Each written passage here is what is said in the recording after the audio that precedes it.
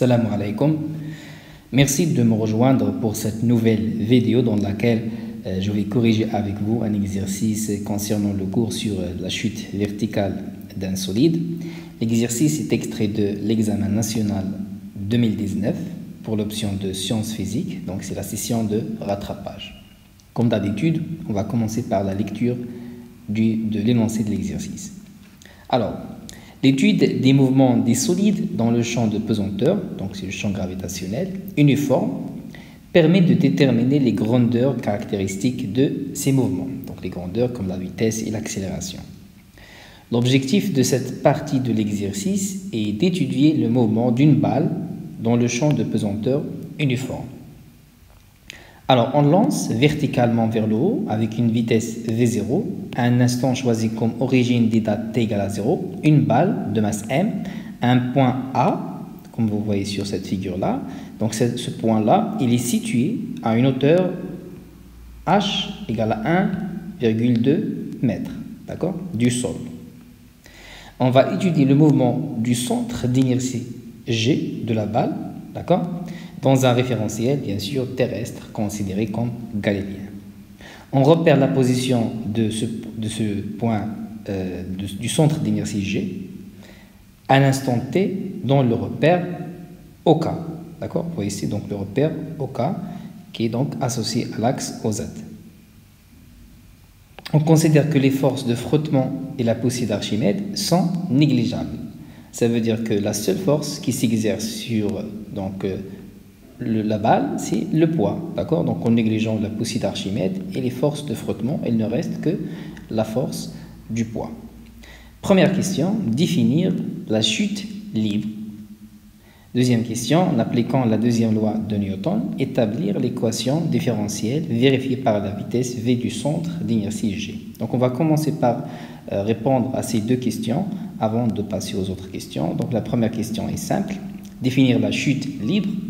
Donc, comme j'ai dit, puisque les forces de frottement et la poussée d'Archimède sont négligées, la seule force qui s'exerce sur la balle, c'est le poids, et c'est également donc la définition de la chute libre. Donc, une chute libre est le mouvement d'un corps solide qui n'est soumis qu'à son propre poids. Ça veut dire que si la seule force qui s'exerce sur un corps solide, c'est le poids, à ce moment-là, on aura une chute libre. Suqut hur. Passons à la deuxième question. Donc, comme j'ai dit, il faut appliquer la deuxième loi de Newton et établir l'équation différentielle vérifiée par la vitesse. Ok?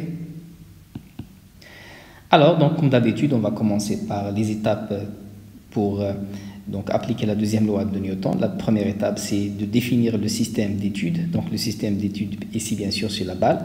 Pour l'étape suivante, c'est de faire le bilan des forces. Bien sûr, la seule force qui s'exerce sur la balle, c'est le poids. D'accord? Donc, le poids, c'est une force qui est donc exercée par la Terre sur la balle. Et il est représenté par ce vecteur P qui se dirige toujours vers le centre de la Terre, donc vers le bas.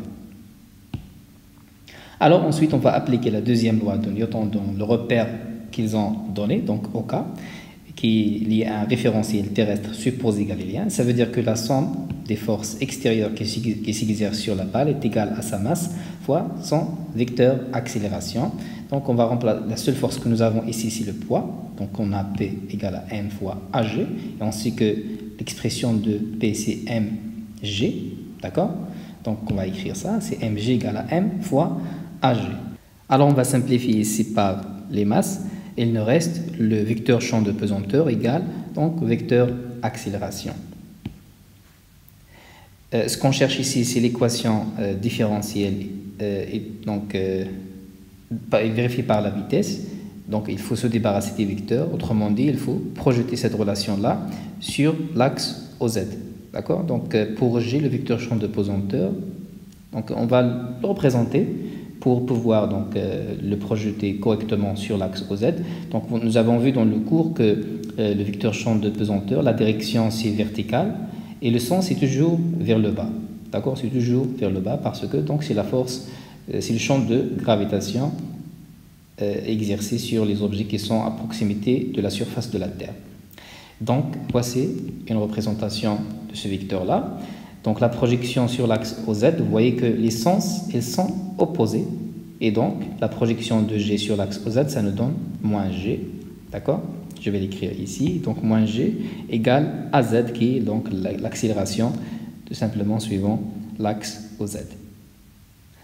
Ce qu'on cherche, c'est l'équation différentielle vérifiée par la vitesse.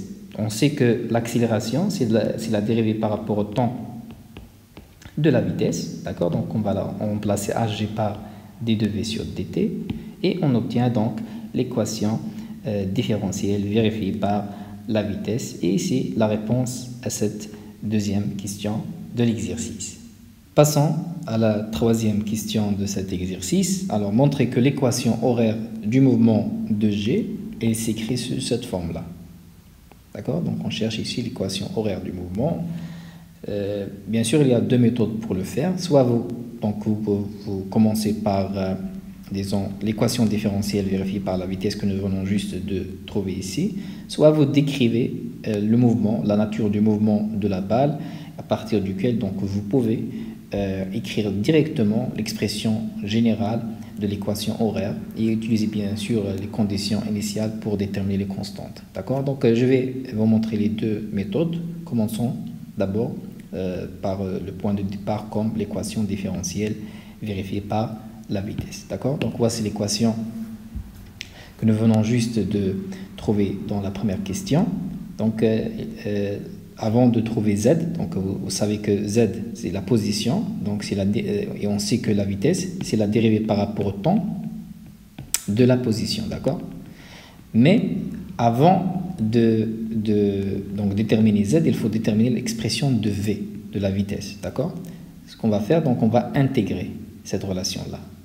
Et intégrer, ça veut dire tout simplement chercher les primitives, d'accord? Vous avez donc d2vz égale à moins g dt. Donc on intègre des deux côtés. Ici c'est vz est égal à moins g t plus une constante d'intégration. D'accord? Donc c'est ça l'expression de la vitesse. Mais donc bien sûr il faut déterminer cette constante, la constante d'intégration. Et pour le faire on utilise toujours les conditions initiales. Ça veut dire donc qu'est-ce qui se passe à l'origine des dates à t égale à 0. Donc nous avons ici dans l'exercice qu'on lance verticalement vers le haut avec une vitesse initiale V0, un instant choisi comme origine des dates, la balle. Donc la balle est lancée verticalement à t égale à 0 avec une vitesse initiale V0. Donc à t égale à 0, nous avons V, Z égale à V0 tout simplement. V0 ici c'est la vitesse initiale. D'accord? Et donc en remplaçant ici t par 0, Vz par V0, donc on obtient que C1 égale à V0. D'accord? Et on la remplace tout simplement ici dans l'équation de V. Donc voici l'expression de Vz. Ensuite, on va intégrer encore une fois l'équation, mais en remplaçant Vz par d2z sur dt. Comme j'ai dit, Vz c'est la dérivée par rapport au temps de la position. C'est ce qu'on cherche, c'est l'équation horaire du mouvement, c'est z, d'accord? Donc je vais remplacer ici Vz par d2z sur dt, d'accord? Et je vais intégrer tout simplement de la même façon, donc on cherche les primitives.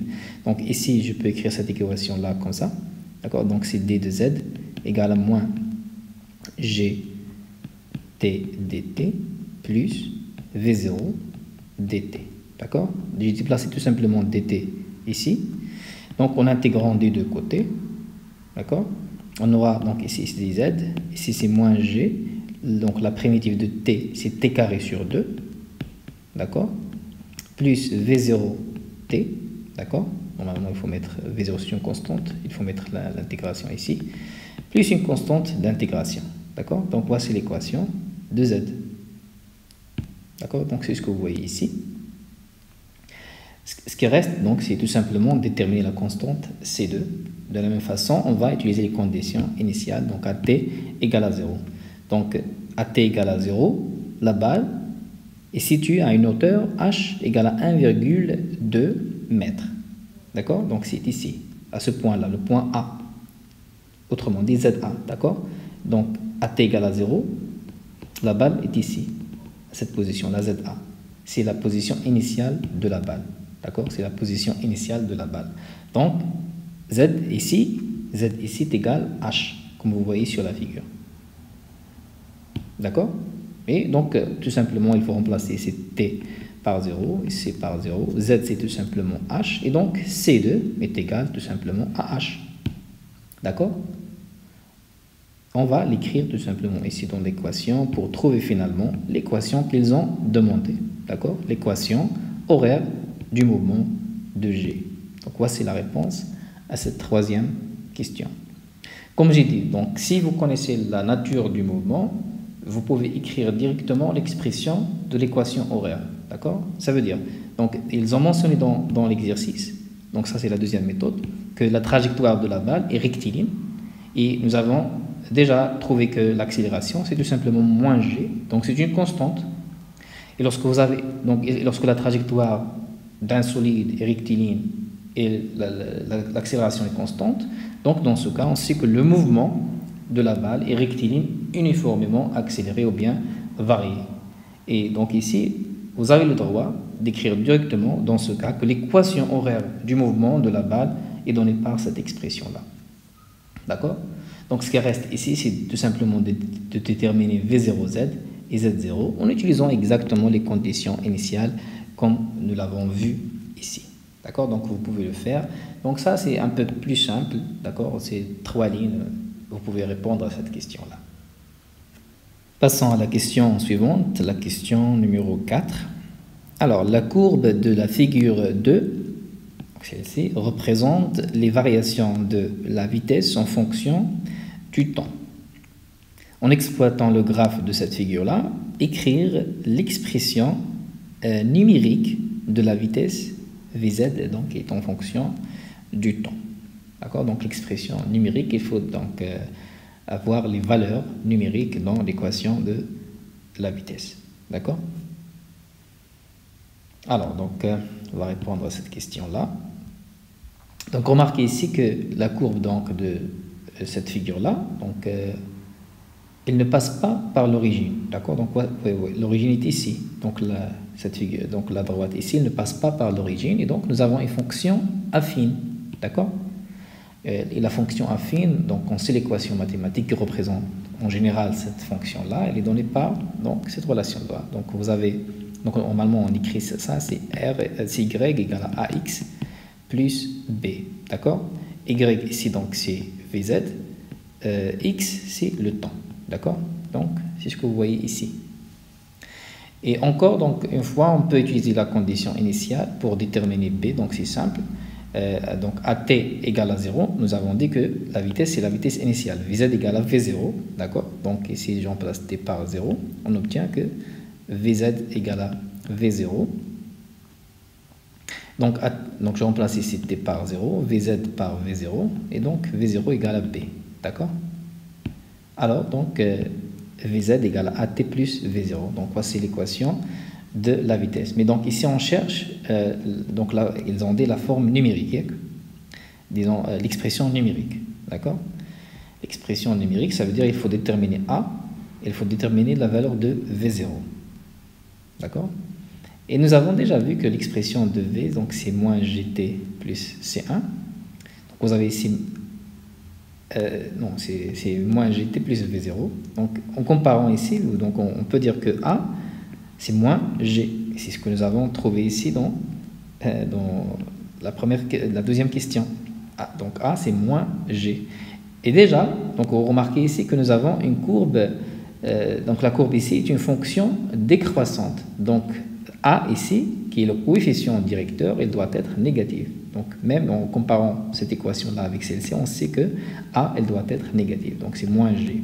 Et donc G, c'est l'intensité de pesanteur, et vous savez que sa valeur, c'est 9,8, et parfois donc, on prend G comme égal à 10 newtons par kilogramme. D'accord? Donc, أنا هي كنقول لكم باللي راه هذا الشيء معروف يعني خصك المرات خصك أنت كتكون عارف الجواب يعني الجواب اللي خصك توصل ليه معروف شي حاجة معروفة خصك غير توصل ليه en utilisant donc les équations mathématiques. Donc هنايا commençons par V0. Donc, d'après la figure 2, donc d'après la figure 2, à t égale à 0. Lorsque t égale à 0, v, combien donc est égal? V, c'est ce point-là. Lorsque t égale à 0, v, donc c'est tout simplement, ici nous avons 6, 8, donc ici c'est 10. D'accord? Donc je peux dire que d'après la figure 2, b, c'est tout simplement v0, c'est 10 mètres par seconde. D'accord? Donc c'est ce point-là. Donc je peux remplacer ici v par 10. Il reste donc à déterminer A. D'accord?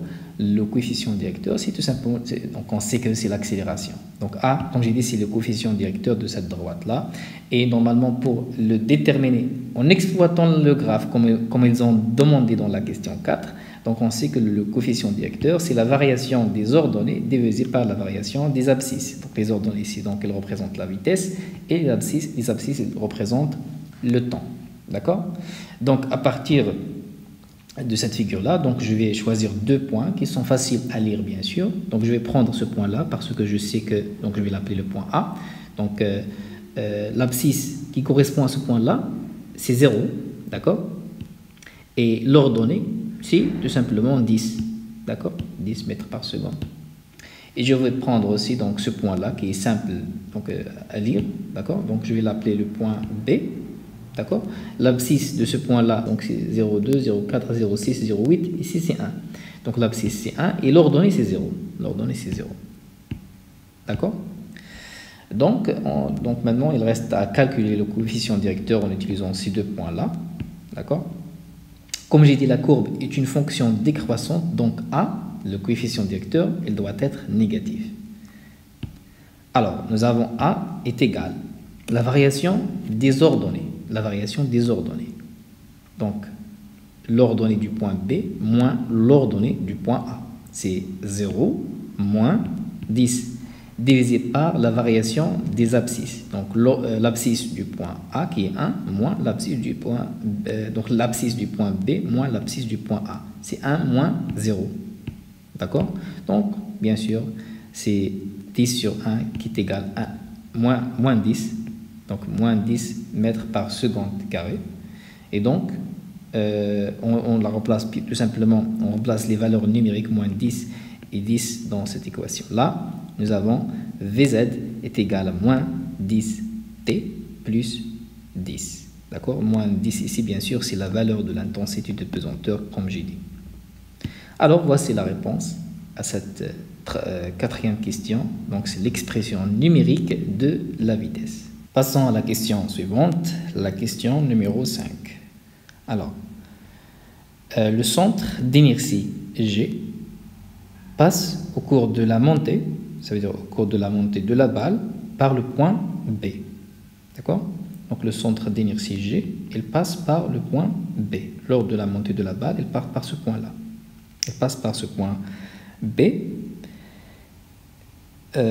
situé donc à une hauteur D du sol. Donc ce point B là, il est situé à cette hauteur qu'ils ont notée par D.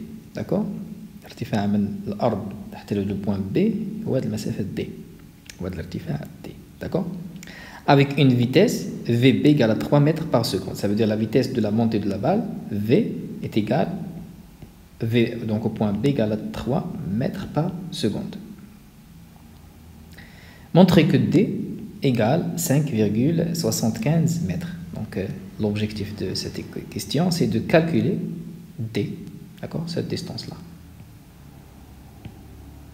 Donc ici, il faut utiliser la figure et aussi les équations horaires que nous venons juste de trouver dans les questions précédentes. D'accord, nous avons comme données donc ces deux équations-là, l'équation horaire du mouvement et l'équation horaire de la vitesse. D'accord? Donc je vais les noter par l'équation 1 et l'équation 2. Alors, donc, ce qu'on cherche, c'est cette distance-là, D. D'accord? Nous avons comme information VB, donc la vitesse au point B, c'est 3 mètres par seconde. Et bien sûr, au point B aussi, nous avons l'instant, donc l'instant c'est TB. Et la distance à partir du sol, on peut dire aussi, donc en faisant la projection sur l'axe OZ, que ce point-là, c'est ZB. D'accord? Donc, la distance à partir du sol, c'est ZB. D'accord? Donc, ZB, comme vous voyez, est égal à D qu'on cherche. Donc, chercher D, ça veut dire tout simplement chercher ZB. D'accord? Et nous avons déjà l'équation horaire du mouvement. Donc, il faut tout simplement l'utiliser au point B. D'accord? Mais donc, si j'utilise directement cette équation 2 au point B, ça veut dire que je remplace ici ZB et ici TB. Normalement, c'est l'équation qu'on cherche. On peut donc à partir de cette équation-là calculer ZB et finalement calculer D. Le problème c'est que TB, donc l'instant au point B, TB est inconnu. C'est pour cela donc on va utiliser d'abord cette équation-là pour extraire TB, d'accord? Donc c'est la première étape. Au point B, l'équation 1, ça veut dire celle-ci, elle s'écrit comme ceci. Nous avons VB, c'est donc la vitesse au point B, égale à moins 10 fois TB, plus 10. D'accord? Donc, ce qu'on cherche ici, c'est TB, donc je vais l'isoler. Donc, en déplaçant ce 10 de l'autre côté, ça va devenir donc VB moins 10. Et donc, il faut diviser par moins 10, ça va devenir donc 1 moins VB sur 10. D'accord? Donc, ça, c'est TB.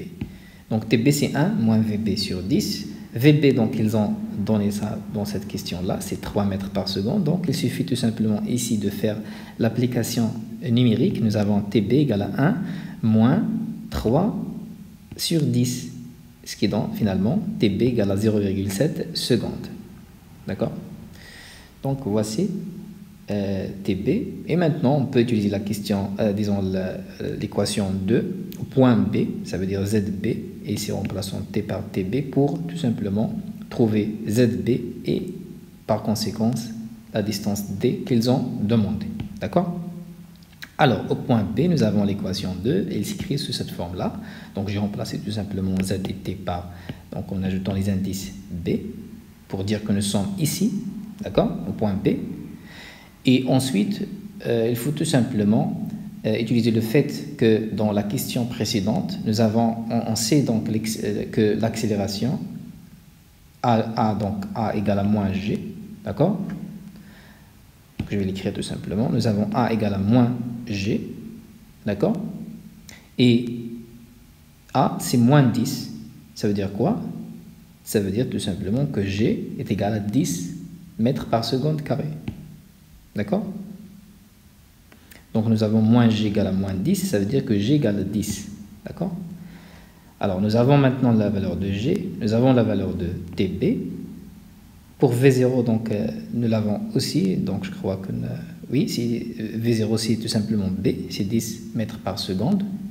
Et il suffit tout simplement maintenant de faire H, donc les données dans l'exercice, c'est 1,2 mètres. Il suffit tout simplement de faire l'application numérique. D'accord? Alors, nous avons ZB est égal à moins 1,5 fois G qui est 10 fois TB carré, donc c'est 0,7 au carré, plus V0 qui est 10 fois TB qui est 0,7, d'accord, plus H qui est 1,2. Et en faisant ce calcul, on trouve que ZB est égal à 5,75 mètres. Et bien sûr, comme j'ai dit d'après la figure 1, nous avons ZB est égal à D, d'accord, c'est cette distance-là. Et donc, finalement, D égale à 5,75, comme ils ont demandé dans la question 5, d'accord. Ici, bien sûr, il y a une méthode plus simple pour trouver TB. Donc, il suffit d'utiliser la figure 2 pour extraire la valeur de TB. Ça veut dire sans utiliser cette première équation ici, l'équation différentielle vérifiée par la vitesse. Alors, disons l'équation de la vitesse, l'équation horaire de la vitesse. Alors, la méthode 2, on va extraire la valeur de TB à partir de la figure 2. Comment faire? Donc, ils ont donné ici la valeur de V. VB, d'accord? La vitesse au point B, c'est 3 mètres par seconde. Donc, voici donc l'axe des vitesses. Donc, ici, c'est 0, ici, c'est 2, ici, c'est 4. Ça veut dire que VB, c'est ici. C'est égal à 3 mètres par seconde. D'accord?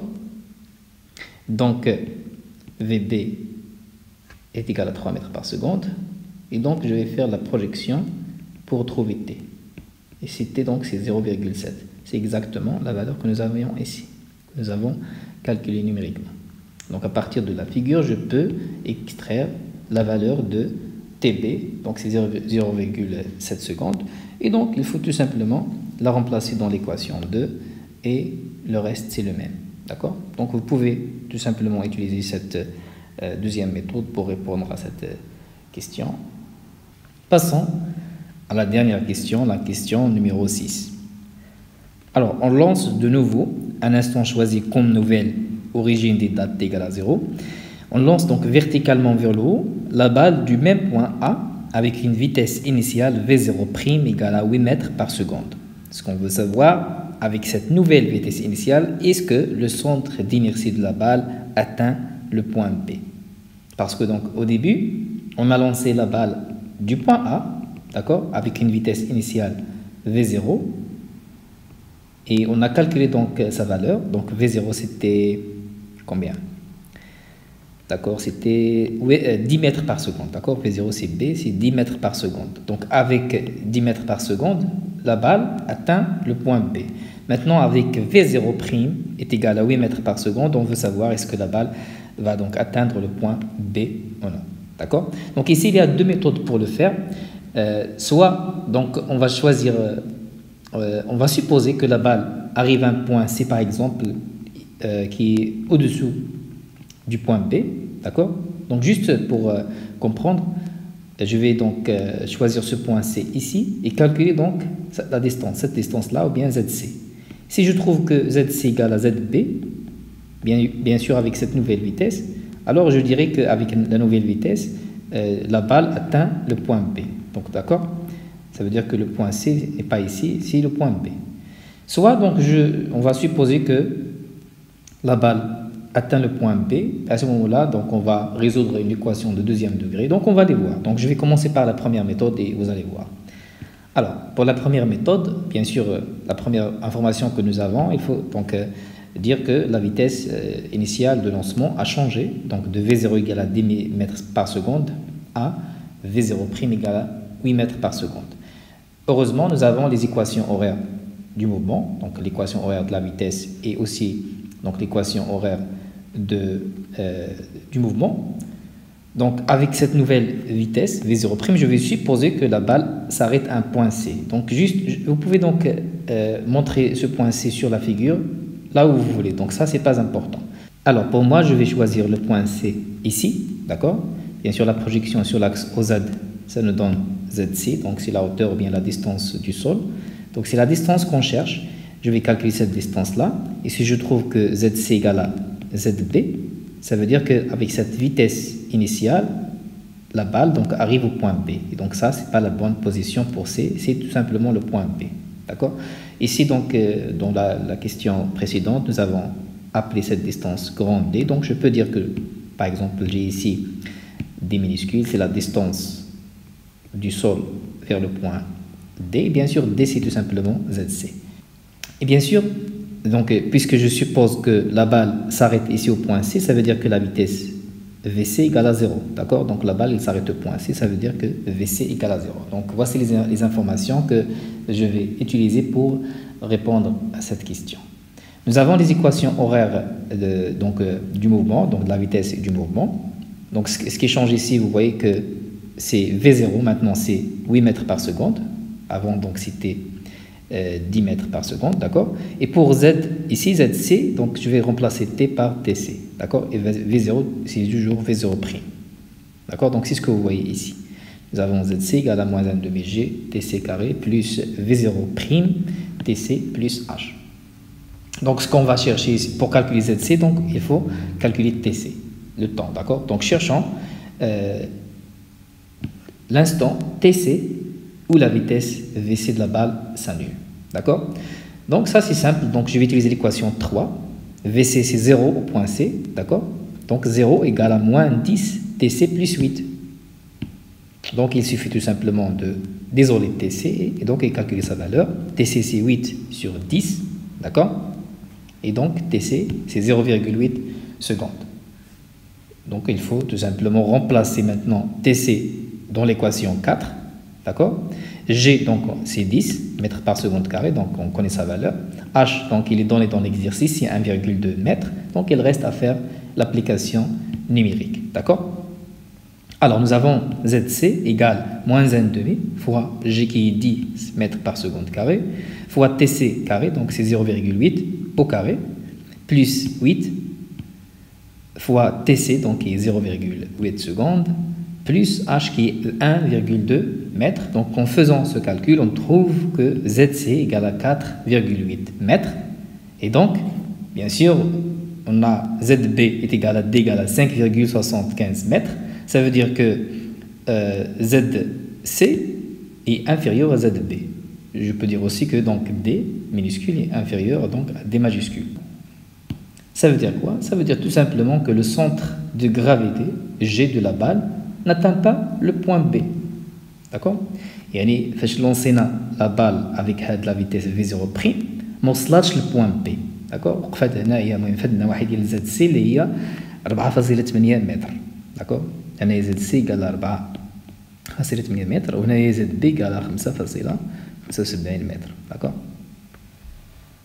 Donc, a dit une méthode pour répondre à cette question-là. D'accord? L'autre méthode, donc la méthode 2, comme j'ai dit, il faut donc supposer que le centre d'inertie de la balle atteint le point B à un instant TB. D'accord? À ce moment-là, nous avons l'équation horaire du mouvement et il suffit tout simplement de résoudre l'équation. D'accord? Alors, supposons que le centre d'inertie G de la balle atteint le point B à un instant TB. Alors, on a ZB est égal à moins 1,5 GTB carré plus 8TB. Donc j'ai remplacé V0 par V0', donc c'est la nouvelle vitesse initiale. Maintenant nous avons ici la valeur de ZB, donc c'est D, tout simplement, c'est 5,75 mètres. Alors donc voici l'équation que nous obtenons. Alors la valeur de G, on la connaît aussi, c'est 10 mètres par seconde carré, d'accord? Et je vais donc déplacer ce terme-là de l'autre côté pour avoir une équation de deuxième degré. D'accord? Donc, moins ça, donc G c'est 10, 10 sur 2 c'est 5, donc moins 5 TB carré, plus 8 fois TB, plus, donc moins 4,55. D'accord? Donc 1,2 moins 5,75 c'est moins 4,55 est égal à 0. Donc je vais appeler cette équation, donc ici c'est 3, 4, donc je vais appeler cette équation l'équation 5 par exemple. Donc maintenant il suffit de résoudre l'équation 5, d'accord? Donc c'est une équation de deuxième degré, il faut calculer normalement delta, d'accord? Delta donc c'est B carré moins 4AC, donc c'est 64 moins 4 fois moins 5 fois moins 4,55. Donc en faisant ce calcul, on trouve 64 moins 91. Delta donc c'est moins 27. Ça veut dire que delta est négatif. D'accord? Et donc l'équation 5 n'a pas de solution. D'accord? Puisque l'équation 5 n'a pas de solution, donc notre supposition de départ n'est pas correcte. D'accord? Notre supposition que la balle atteint le point B n'est pas correcte. Et donc le centre de gravité G de la balle n'atteint pas le point B. Donc voici une autre méthode. Je crois que la première méthode est plus simple, d'accord, parce que vous avez déjà les équations horaires, vous avez toutes les informations donc pour répondre à la question. Donc c'est pas la peine d'utiliser une équation de deuxième degré, mais donc les deux méthodes elles sont simples. Alors donc essayez de refaire cet exercice. Je vous souhaite une très bonne chance dans vos examens. Salam alaikum wa rahmatullahi ta'ala wa barakatuh.